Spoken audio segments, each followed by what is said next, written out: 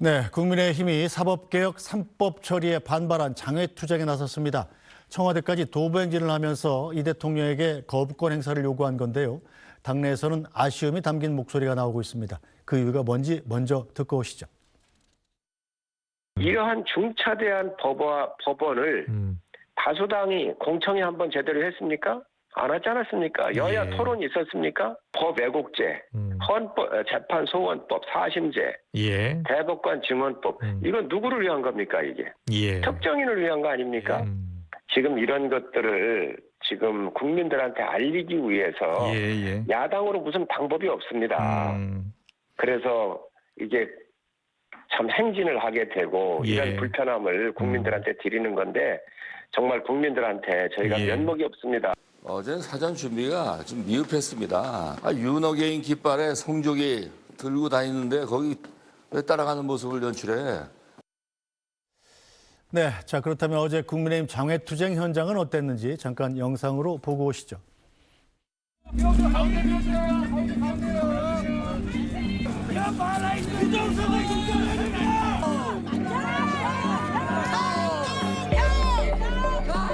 자유민주 대한민국 사법 독립 수호하자! 수호하자! 수호하자! 수호하자! 이재명 대통령께 강력하게 경고합니다.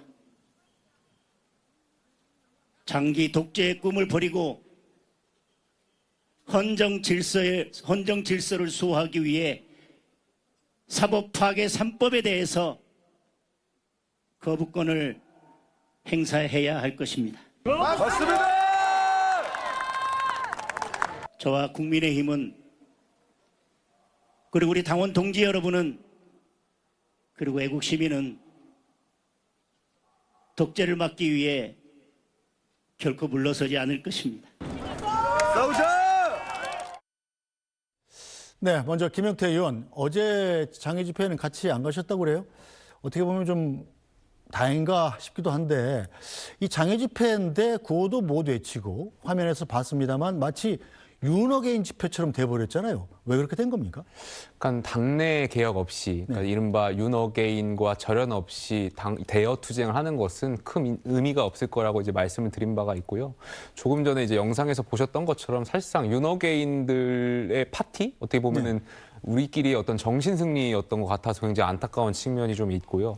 윤석열을 연호하는 것이라든지 온리 윤이라고 써져 있는 이 현수막을 보면서 많은 시민분들께서 정말 볼썽사나웠을 것이다라고 생각합니다. 저는 개인적으로 민주당이 연휴 기간 통과시켰던 저희가 부르는 사법장악 3대 악법이 굉장히 심각한 법안들이라고 생각하는데 저희가 홍보를 잘 못해서 국민들이 이런 것을 모르시는 것이 아니라 당장 이러한 법안이 통과됐다고 하더라도 당장 내일 총선이 있다면 정말 이게 악법임에도 불구하고 많은 시민들이 과연 국민의힘에게 과반 의석을 줄까요? 저는 내일 당장 총선이 있으면 민주당이 또 과반 의석을 가져갈 거라고 생각합니다. 그 이유가 뭘까요?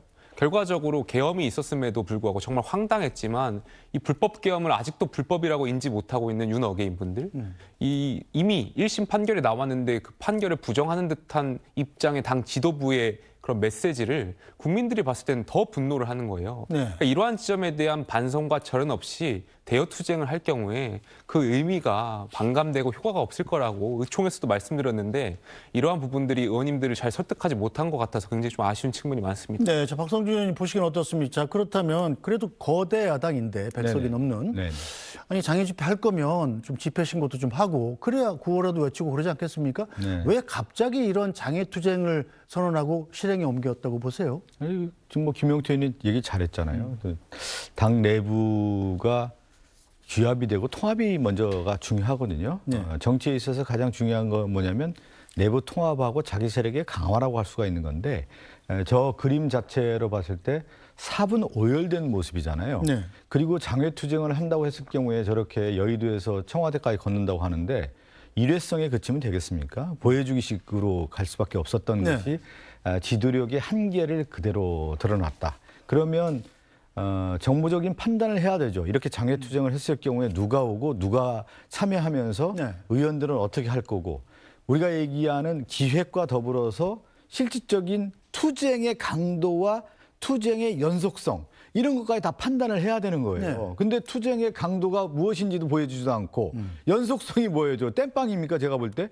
그냥 그러다 보니까 저 걷는 모습 자체가 그냥 사분 오열된 모습이란 말이에요. 깃발을 딱 들면 그 깃발을 드는 가운데 자신들의 정책 방향이 무엇인지를 제시해 주는 게 당 지도력이라고 할 수가 있는 건데 네. 지도력이 전혀 보이지 않기 때문에 국민들의 공감이 없다. 그리고 명분은 사법개혁 이 부분을 가지고 얘기를 하는데 그 부분도 저는 국민들에게 공감을 못 얻는 거고 네. 더 중요한 건 뭐냐면 이 사법개혁이 왜 왔냐면 결국 사법부도 이 내란에 동조했다는 부분이 드러난 거 아니겠어요. 네. 자의적인 법을 해석을 하고 날짜인데 시간으로 개선하고 이러한 부분들에 대해서 국민들이 질타하고 있는 상황에서 명확한 대답도 못 내놓는 상황이고 거기에 국민의힘도 내란 동조 세력으로서 국민의 질타를 받고 있는데 저 집회에 윤 어게인 세력들이 펼쳐지는 장이 됐다? 그럼 장동혁 대표는 여전히 윤 어게인 세력의 대장일 수밖에 없는 것이다. 국민의 지지를 받을 수 없는 것을 저 화면을 통해서 국민들에게 그렇게 보여주는 거 아니겠습니까? 네, 행진의 목적지가 청와대였습니다. 네. 뭐 잘 아시다시피 여의도 국회에서 청와대까지 가려면 한 서너 시간 걸려요. 자, 그런데 지금 청와대는 잘 아시다시피 이재명 대통령이 해외 순방 중이어서 빈집이잖아요. 청와대는 왜 갔어요?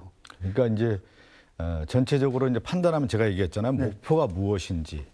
그 일정을 어떻게 하는지, 누가 무엇을 어떻게라고 하는 부분을 정확하게 전선을 갖고 그 기획 하에서 지도부는 움직여야 되는 거예요. 저 봤을 때는 그냥 하루하루 살기 버거운 그런 모습이란 말이죠. 그리고 정확한 메시지가 무엇인지도 모르겠어요. 제가 볼 때는. 그러다 보니까 저는 이제 국민의힘의 장동혁 대표가 첫 나와서 일성이 경고한다고 했는데 네. 국민이 이미 국민의힘에 경고하고 있는 모습이고 장동혁 지도부에 대해서 국민의힘 당원뿐만 아니라 국민들이 지금 경고 메시지를 보내고 있는 거 아닙니까? 그걸 네. 받아들이지 않고 있는 것이 오늘날 국민의힘의 현실이다. 이렇게 봐야 되겠죠. 네, 자 김영태 의원 일단 국민의힘의 요구는 민주당이 주도로 통과시킨 사법개혁 3법, 이걸 사법 파괴 3법이라고 규정을 하면서 이 법안에 대해서 이재명 대통령이 거부권을 행사해야 된다는 거지 않습니까? 자, 그런데 이재명 대통령이 과연 거부권을 행사할까요?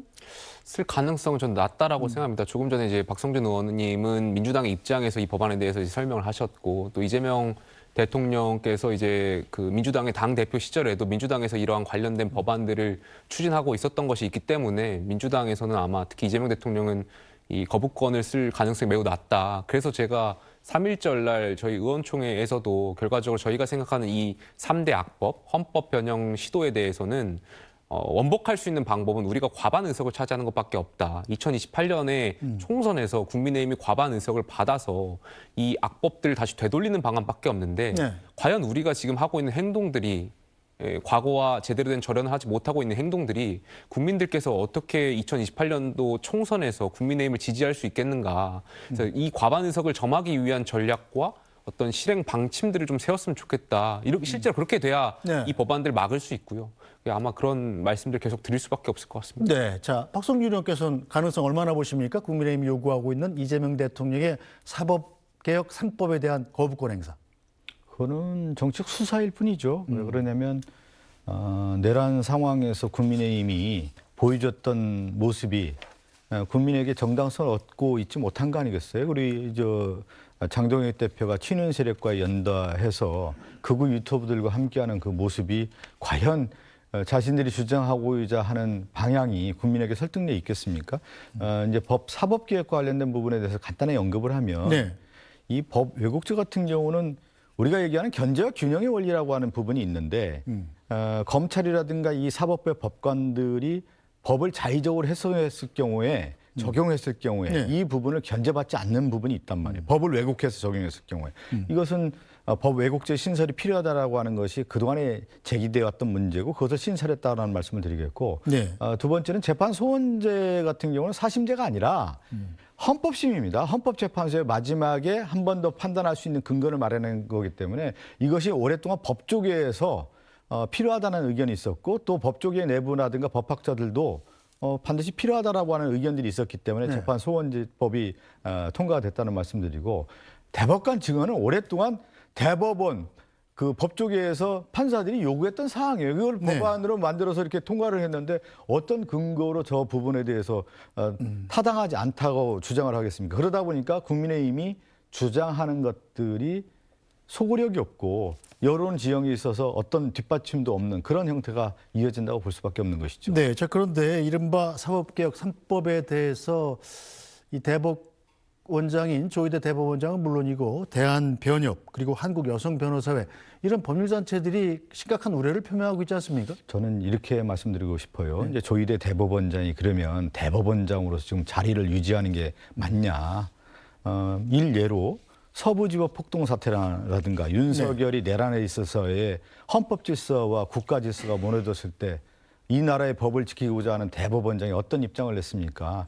지난 대선 때 5월 1일 날 파기환송을 하면서 대선판을 뛰어드는 사람 아니었어요. 대선의 플레이어였습니다.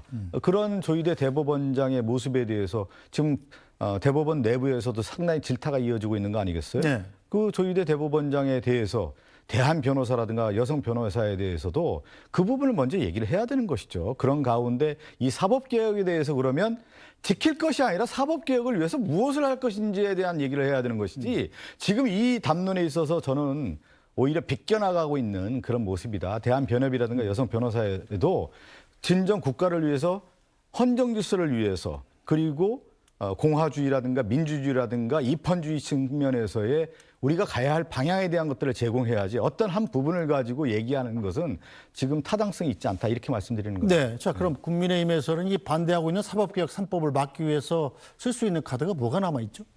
의총에서 여러 가지 대여 투쟁들을 이야기하고 있고 지역 순회를 하면서 이 관련한 대국민 홍보전을 이어갈 생각들을 의원분들께서 특히 원내 지도부에서 많이들 하고 계신 것 같은데 거듭 말씀드리지만 이 윤어게인과의 절연 없이 이런 것들을 대여 투쟁들 지역에서 하게 되면 지역 순회 윤어게인 파티만 될 뿐이라고 생각합니다.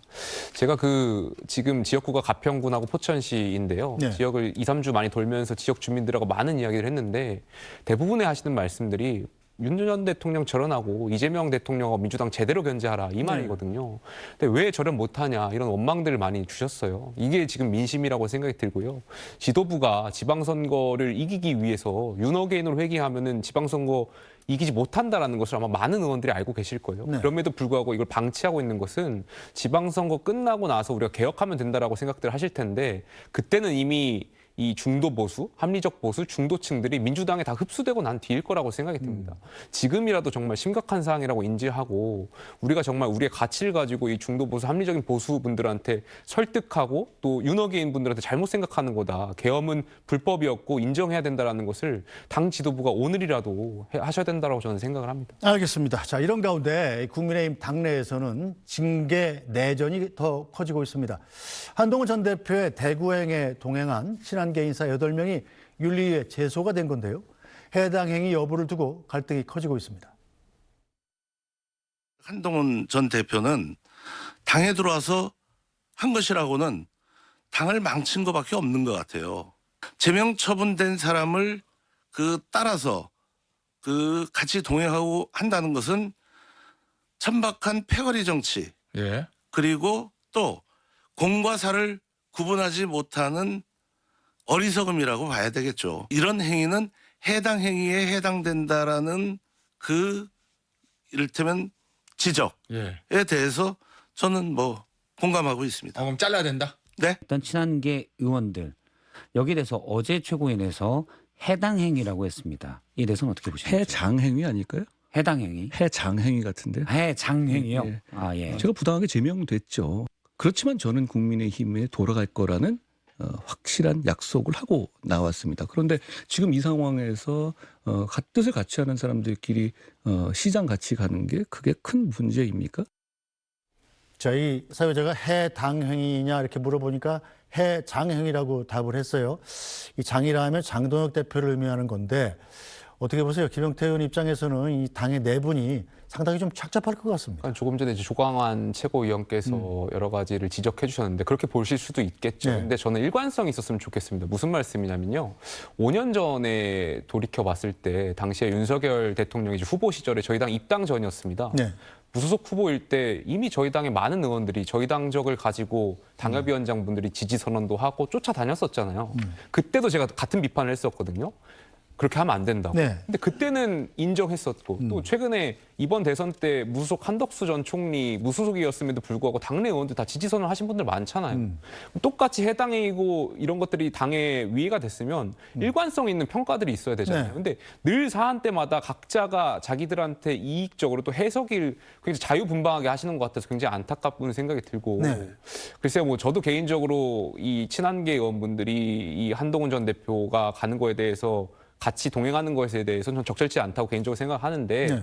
아마 그럼에도 불구하고 가는 거는 그 의원들의 어떤 개인적인 판단이겠죠. 그런 것까지 저희가 뭐 당에서 징계 사안은 아니라고 생각이 들고요. 이런 것들을 최고위원분들이 또 당 지도부가 좀 일관성 있는 판단들을 하셨으면 좋겠다 이런 생각이 듭니다. 네, 저 한동훈 전 대표가 오는 7일에는 또 부산에 간다고 합니다. 우재준 최고위원 같은 경우는 이번에도 동행하겠다 이렇게 밝히고 있는 모양인데 국민의힘 내분 사태를 보는 민주당의 입장은 뭘까요? 표정 관리인가요? 아니 이제 표정 관리를 떠나서 우리 김용태 의원도 그렇지만 정치는 정치력으로 풀어야 되잖아요. 지금 그러면 이제 국민의힘의 내부 구성원들을 보면은 이 법조인들이 많은 것 같아요. 그러니까 정치력을 풀어서 이 문제를 해결하고 통합하고 가는 게 아니라 네. 뭐 잘못되면 징벌하는 거예요, 징벌 체계. 그러니까 윤석열이 왜 망했냐면 검찰권 함부로 남용해서 무너진 거 아니겠어요? 자기 마음에 안 드는 사람 그냥 완전히 그냥 도륙하는 정치를 했단 말이죠. 그러니까 그 연장선상에 누가 있냐면 한동훈, 장동혁이 있는 거예요. 지금 보니까.